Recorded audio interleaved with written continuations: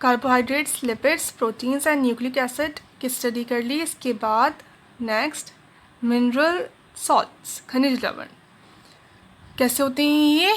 Inorganic होते हैं। अभी तक जितने भी पढ़े वो सारे कैसे थे? ऑर्गेनिक थे, कार्बनिक थे, यानी उसमें कार्बन प्रेजेंट था।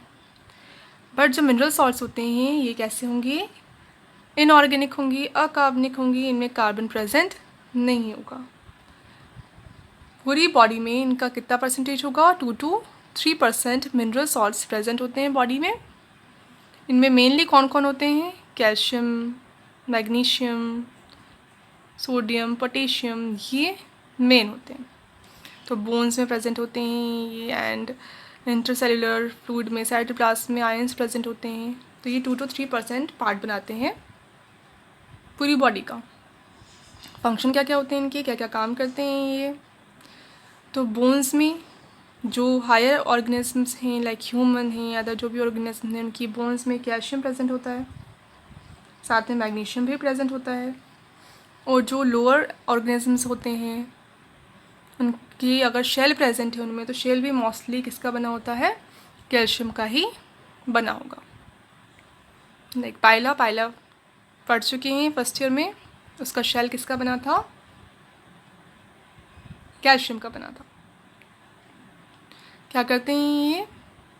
जो ऑस्मोटिक प्रेशर होता है उसको कंट्रोल करके रखते हैं। बॉडी फ्लूइड की, बॉडी में जो भी फ्लूइड है उसकी कंसंट्रेशन को कंट्रोल करके रखते हैं। कितनी कंसंट्रेशन होनी चाहिए उसमें? ज़्यादा डाइल्यूट भी नहीं होना चाहिए, बहुत ज़्यादा कंसनट्रेटेड भी नहीं होना चाहिए, नॉर्मल कंसंट्रेशन होनी चाहिए। तो उस कंसंट्रेशन को आयंस जो होते हैं वो बना के रखते हैं। तो उस कंसंट्रेशन के अकॉर्डिंग फिर जो ऑस्मोटिक प्रेशर होता है वो भी कंट्रोल रहता है। और जो नर्व सिग्नल्स जो जाते हैं एक न्यूरॉन से दूसरे न्यूरॉन में, जो सिग्नल्स जाते हैं वो भी किसके मीडियम से जाते हैं? वो केमिकल्स के मीडियम से जाते हैं मोस्ट केसेस में। तो कैल्शियम आयंस उसमें हेल्प करते हैं। बहुत सारे ऐसे एंजाइम्स होते हैं जो मिनरल सॉल्ट्स की प्रेजेंस में ही अच्छे से वर्क करते हैं। तो ये को फैक्टर की तरह भी काम करते हैं। तो जो सॉल्ट्स होते हैं या जो मिनरल्स हैं वो को फैक्टर की तरह काम करते हैं और एंजाइम्स की एफिशिएंसी को बढ़ाते हैं। ऐसा करते हैं कि जो एंजाइम्स वो अच्छे से काम कर पाएँ। जो हार्ट बीट होती है, हार्ट बीट को भी कंट्रोल करके रखते हैं आयंस, क्योंकि हार्ट बीट भी क्या है? पूरा नर्वस सिस्टम से रिलेटेड है। तो उसमें भी सिग्नल्स आएंगे जाएंगे, तो उसके लिए भी आयंस इंपॉर्टेंट है। ब्लड क्लॉटिंग में भी कैल्शियम हेल्प करता है। कैल्शियम की एब्सेंस में ब्लड क्लॉटिंग नहीं होती। ब्लड क्लॉटिंग के लिए फैक्टर्स होते हैं अलग अलग, तो उनमें से एक क्या होता है? कैल्शियम। तो अगर कैल्शियम प्रेजेंट होगा सफिशिएंट अमाउंट में, तभी क्लॉट अच्छे से फॉर्म होगा। मान लो कहीं कट लग जाए, चोट आ जाए, तो उससे ब्लड निकलता है, उसके बाद जो क्लॉट बन जाता है तो वो किसकी वजह से बनता है? कैल्शियम आयन की वजह से बनता है। वो हेल्प करता है उसे बनाने में। ये थे mineral salts. Now next water. Water body का कितना पार्ट बनाएगा? 45 to 80% किसका बना होता है? वाटर का बना हुआ होता है। क्योंकि साइटोप्लाज्म में सेल्स क्या है? सेल्स में साइटोप्लाज्म प्रेजेंट है। साइटोप्लाज्म में क्या प्रेजेंट होता है? वाटर प्रेजेंट होता है। तो सारी सेल्स में वाटर प्रेजेंट है। तो पूरी बॉडी का सबसे ज़्यादा जो मैक्सिमम नंबर किसका होता है? अमाउंट किसका होता है? वाटर का होता है। और डेली कितना अपन यूज़ कर लेते हैं? 20% वाटर को यूज़ कर लेते हैं। इसलिए टाइम टू टाइम पानी पीने की भी ज़रूरत पड़ती है। अब क्या सोर्सेस होते हैं अपन जो ये अपने यूज़ कर लिया वाटर, इसके इनटेक के क्या क्या सोर्सेस होते हैं? कैसे दोबारा बॉडी को मिलेगा? या तो अपन सिंपल जो पानी है उसको पीते हैं तो उससे ज़रूरत पूरी हो जाती है वाटर की।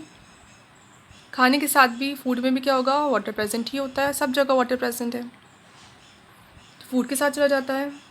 और साथ में बॉडी में जो भी मेटाबॉलिक रिएक्शंस होती हैं उसमें भी वाटर प्रोड्यूस होता है, तो वहाँ से भी बॉडी को वाटर मिल जाता है।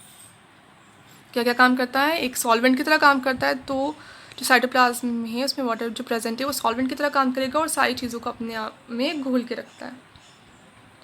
बॉडी के टेम्परेचर को कंट्रोल करके रखता है, सेल के टेम्परेचर को कंट्रोल करके रखता है।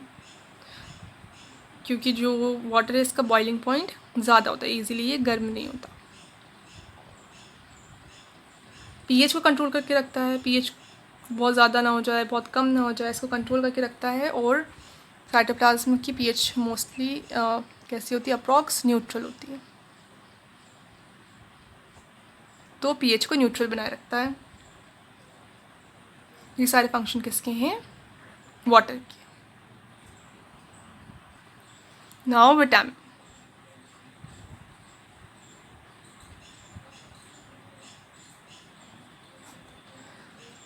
जो मिनरल सॉल्ट्स थे और वाटर, ये दोनों क्या है, इनऑर्गेनिक है, इनमें कार्बन प्रेजेंट नहीं है। अगेन विटामिन में क्या प्रेजेंट होगा, कार्बन प्रेजेंट होगा, इसलिए कैसे होंगी, ऑर्गेनिक होंगी। कैसे होते हैं विटामिन, असेंशियल होते हैं, माइक्रो एसेंशियल एलिमेंट्स होते हैं, यानी इनकी बहुत कम अमाउंट में बॉडी को ज़रूरत पड़ती है, बट बॉडी उस अमाउंट को भी प्रोड्यूस नहीं कर पाती और इसको अपन को फूड के साथ लेना पड़ता है।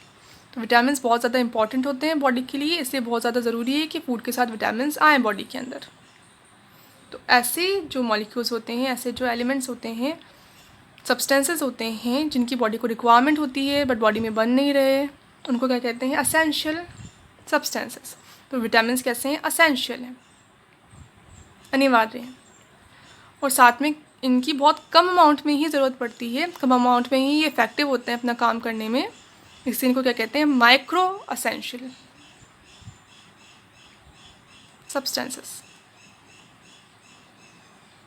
ठीक है, असेंशियल है क्योंकि बॉडी को रिक्वायरमेंट है पर बॉडी में बन नहीं रहे तो बाहर से लेना पड़ेगा। माइक्रो यानी बहुत कम अमाउंट में इनकी ज़रूरत होती है। अब अगर इनकी कमी हो जाए बॉडी में तो ये बन ही नहीं रहे, सिर्फ कुछ एक्सेप्शन होते हैं, जैसे विटामिन डी है जो बॉडी में बनता है। बॉडी सिर्फ कौन सा विटामिन बनाती है, खुद विटामिन डी।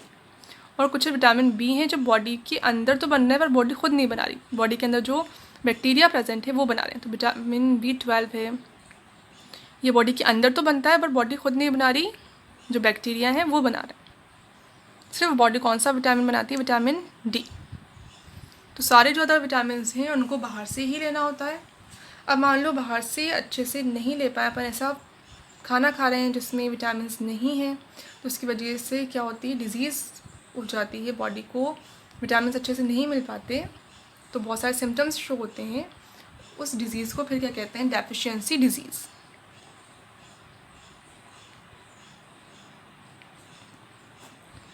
डेफिशिएंसी डिज़ीज़ में डेफिशिएंसी हो गई, कमी हो गई विटामिन की, इसलिए उसको क्या कह रहे हैं, डेफिशिएंसी डिज़ीज़। और बॉडी की ग्रोथ के लिए विटामिन बहुत ज़्यादा इंपॉर्टेंट होते हैं, इसलिए विटामिन और क्या कहते हैं, ग्रोथ फैक्टर्स भी कहते हैं।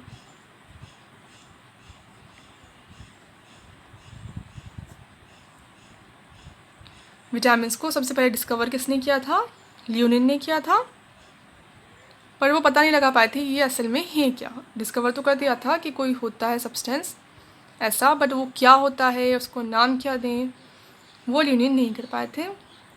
बाद में हॉकिंग्स ने एंड फंक ने विटामिन थ्योरी दी, जिसमें उन्होंने बताया कि विटामिन ऐसी सब्सटेंस होते हैं जो फूड में प्रेजेंट होते हैं, और अगर फूड के साथ ना आ पाए वो बॉडी के अंदर तो बॉडी में कोई डिजीज़ को प्रोड्यूस करते हैं। अब जो विटामिन होते हैं वो एक पर्टिकुलर फिक्स सब्सटेंस नहीं होता, एक फ़िक्स तरह का नहीं होता। जैसे कार्बोहाइड्रेट का फिक्स था रेशो, प्रोटीन्स में अमीनो एसिड्स का स्ट्रक्चर भी फिक्स था, ये ऐसे फिक्स स्ट्रक्चर इनका कोई पर्टिकुलर नहीं होता। ये अलग अलग तरह के मॉलिक्यूल्स हो सकते हैं, बट क्या कर रहे हैं, ये बहुत स्मॉल अमाउंट में रिक्वायर्ड हैं, बॉडी में प्रोड्यूस नहीं हो रहे और इनकी कमी से फिर डिजीज़ हो रही है बॉडी में, तो इसलिए इनको क्या कहते हैं, कंबाइन विटामिन कह देते हैं। अब विटामिन 2 टाइप्स के होते हैं, water soluble and water insoluble या फिर लिपिड सॉल्युबल।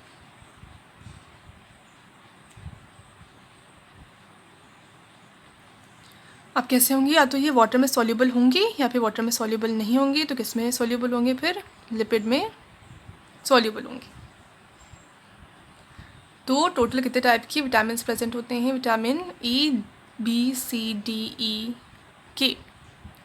तो इनमें से जो बी एंड सी हैं ये तो वाटर सॉल्युबल होते हैं, और ए डी ई के ये वाटर इनसॉल्युबल होते हैं, लिपिड सॉल्युबल होते हैं। विटामिन बी में कितने टाइप के विटामिन होते हैं? विटामिन आते हैं 12 टाइप के अलग अलग विटामिन आते हैं, जिनमें से 8 बॉडी के लिए, ह्यूमन बॉडी के लिए इम्पॉर्टेंट होते हैं, और उन 8 को फिर कंबाइन क्या कहते हैं? Vitamin B complex. अब इन्हें कॉमनली तो कैसे कह देते हैं? Vitamin A, vitamin B1, B2, B3, vitamin C, D, E, K, ऐसे नेम से दिए कॉमनली, जनरल नेम्स इसके। इनके जो केमिकल नेम्स होते हैं फिर वो सबके अलग अलग होते हैं। जैसे विटामिन ए है, इसका केमिकल नेम होगा फिर रेटिनोल,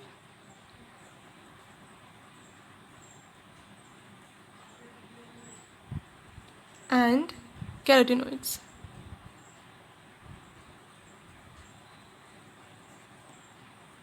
तो ये दोनों ही क्या बनाएंगे? Vitamin A. विटामिन बी में फिर टोटल 12 आते हैं, बट 8 ही बॉडी के लिए इम्पॉर्टेंट होते हैं। तो vitamin B1 thiamine, B2 riboflavin, B3 niacin, 4 important नहीं होता, B5 pantothenic acid, B6 pyridoxine, B7 biotin, 8 important नहीं होता, B9 folic acid, and B12 cobalamin. Now vitamin C ascorbic acid, vitamin D जो बॉडी में produce हो रहा है, body खुद प्रोड्यूस कर रही है, calciferol, vitamin E tocopherol and tocotrienol, and vitamin K quinoa.